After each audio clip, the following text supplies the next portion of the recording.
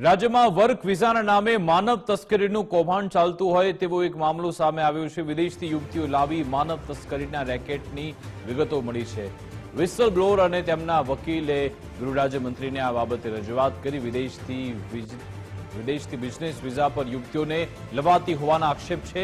યુવતીઓને ઊંચા પગારની લાલચ આપી શારીરિક શોષણના આક્ષેપ છે। માનવ તસ્કરીની તપાસ હવે એનઆઈને સોંપાય તેવી પણ માંગણી કરવામાં આવી છે। રાજ્યમાં વર્ક વિઝાના નામે માનવ તસ્કરી ચાલતી હોવાનો આરોપ લાગ્યો છે।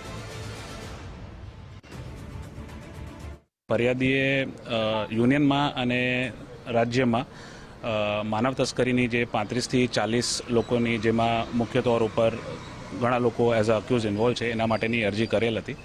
એમાં અમે લોકો હર્ષરને પહેલાં બી મળ્યા હતા, ઘણી વખત મળ્યા, પછી વિકાસ સાહેબને મળ્યા હતા, પછી એડીજીપી લો એન્ડ ઓર્ડર છે પાંડ્યન સાહેબ એમને મળ્યા હતા।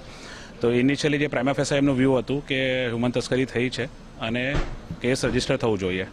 પછી યુનિયનમાંથી જે ફરિયાદ છે એ વડોદરા મોકલવામાં આવી હતી અને વડોદરામાં જે એડિશનલ સીપી છે એમને ફરિયાદીનું જ્યારે નિવેદન લખાયું વોટ્સઅપ ઉપર તો એમને કીધું નાવ this is a fit case કે આપણે એનઆઈને આપી દેવું, કેમ કે મારી પહેલાંથી માંગ છે કે નેશનલ ઇન્વેસ્ટિગેટિંગ એજન્સીના મેટર સોંપી દેવામાં આવે તો વધારે સારું। આજ અંગે વાતચીત કરીશું। અમારી સાથે સંવાદદાતા નિકુંજ જાની લાઈવ જોડાઈ ગયા છે। નિકુંજ, આખો આ મામલો શું છે અને ખૂબ જ ગંભીર મામલો છે। ગુજરાતમાં આવી રીતે માનવ તસ્કરી ચાલી રહી છે?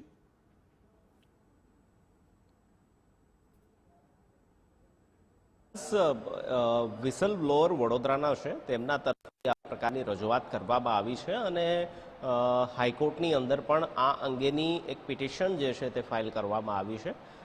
આપને યાદ હશે કે કેડિલાના સીએમડી રાજીવ મોદી પર પણ આ પ્રકારના એક બલ્ગેરિયન યુવતી તરફથી આક્ષેપ કરવામાં આવ્યા હતા। તે કેસ સાથે જોડાયેલી જ આ રજૂઆત છે, જેમાં અરજદાર જે છે તેમના તરફથી એ પ્રકારની રજૂઆત કરવામાં આવી છે કે ગુજરાતની મોટી ફાર્મ કંપનીઓ વર્ક વિઝાના નામે જે વિદેશની યુવતીઓ છે તેને અહીં ગુજરાતની અંદર લાવે છે અને તેમનું શારીરિક શોષણ જે છે તે કરવામાં આવે છે અને તેમનો આક્ષેપ છે કે 35 કરતાં વધુ આ પ્રકારની માનવ તસ્કરીની ઘટના ગુજરાતની અંદર બનેલી છે।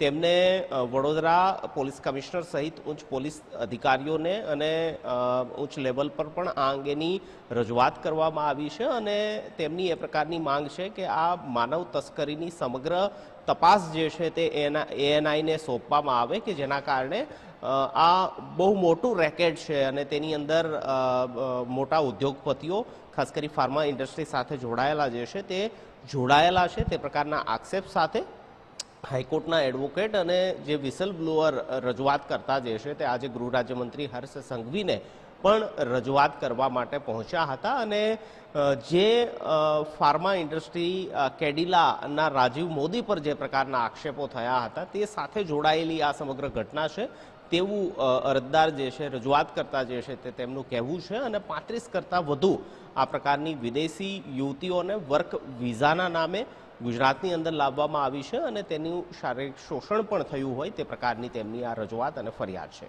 બિલકુલ આભાર નિકુંજ, તમામ જાણકારી આપવા બદલ, અમારી સાથે જોડાવા બદલ। તો આ માનવ તસ્કરીના રેકેટની વિગતો મળી છે અને હવે આ આખો મામલો ગૃહ રાજ્યમંત્રી હર્ષ સંઘવી સુધી પણ પહોંચ્યો છે। અગાઉ વડોદરામાં પણ આ બાબતે તપાસ થઈ હતી અને પ્રાઇમા ફેસી આ રીતનું રેકેટ ચાલતું હોવાની પણ કેટલીક વિગતો અત્યારે મળી છે। હવે આ બાબતે ફાર્મા સેક્ટરના જે માંધાતો આમાં જો જોડાયેલા હોય એમની સામે કડક કાર્યવાહી થવી જરૂરી છે।